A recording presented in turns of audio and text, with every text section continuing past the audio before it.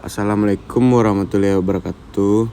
Perkenalkan, saya Raditya Adlin dengan NIM 24346012. Baiklah, di sini saya akan mempresentasikan materi tentang siklus hidup pengembangan perangkat lunak.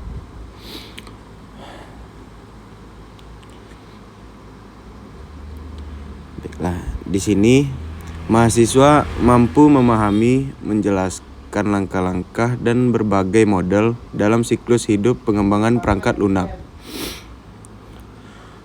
Konsep siklus hidup perangkat lunak. Siklus hidup perangkat lunak adalah urutan aktivitas yang terjadi selama masa pengembangan dan penggunaan perangkat lunak. Tujuannya agar proses pengembangan lebih terstruktur dan menghasilkan perangkat lunak yang berkualitas. Proses pengembangan perangkat lunak. Itu yang pertama, ada model utama yang dikembangkan yaitu kode NFIX, yang kedua waterfall, yang ketiga evolutionary model, dan yang keempat ada spiral model. Yang pertama, model kode NFIX.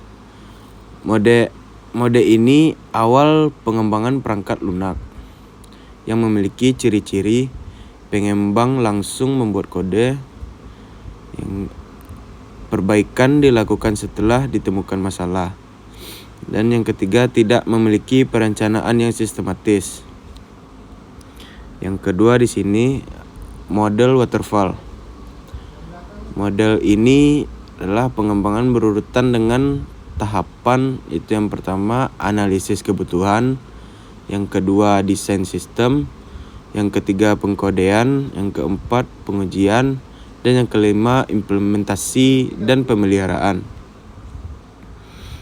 Kelebihan dan kekurangan waterfall. Di sini ia mempunyai kelebihan terstruktur dan mudah dikelola, dan dokumentasinya jelas. Kekurangan dari waterfall ialah sulit menghadapi perubahan kebutuhan dan kesalahan terlambat diketahui. Yang ketiga, model evolusioner. Mengembangkan perangkat lunak secara bertahap melalui incremental development dan prototyping. Pengguna dapat memberikan masukan selama proses pengembangan. Prototyping ialah metode membuat versi awal perangkat lunak untuk memperoleh feedback pengguna. Jenis-jenisnya di sini ada dua, itu yang pertama throwaway prototype dan evolutionary prototype. Manfaat prototyping sendiri ialah mengurangi kesalahpahaman kebutuhan, lalu mendapat masukan pengguna lebih cepat, dan membantu penyusunan spesifikasi sistem. Selanjutnya ada model spiral. Model yang mengembangkan waterfall, incremental, dan prototyping. Fokus utama dari model ini ialah mengidentifikasi risiko,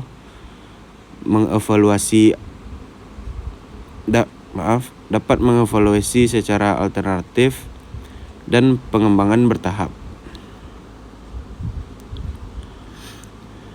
Reusable perangkat lunak. Konsep yang menggunakan kembali komponen perangkat lunak yang sudah ada. Manfaatnya di sini dapat menghemat waktu pengembangan dan meningkatkan keandalan sistem. Selanjutnya pengembangan berbasis komponen. Komponen perangkat lunak ini bersifat independen, memiliki antarmuka jelas, dapat digunakan kembali pada sistem lain. Selanjutnya ini ada RAD atau Rapid Application Development. Ini adalah pendekatan pengembangan cepat dengan iterasi singkat dan keterlibatan pengguna untuk mempercepat pembuatan aplikasi. Metode Agile.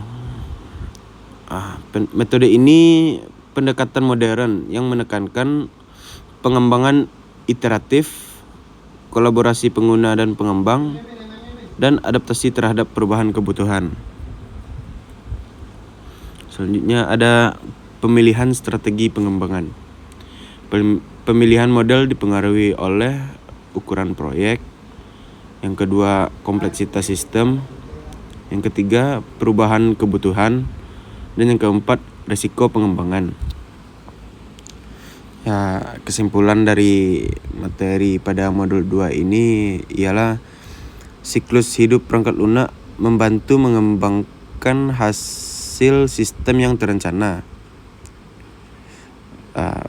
Pemilihan model harus disesuaikan dengan kebutuhan proyek. Baiklah, hanya itu yang dapat saya sampaikan. Terima kasih. Assalamualaikum warahmatullahi wabarakatuh.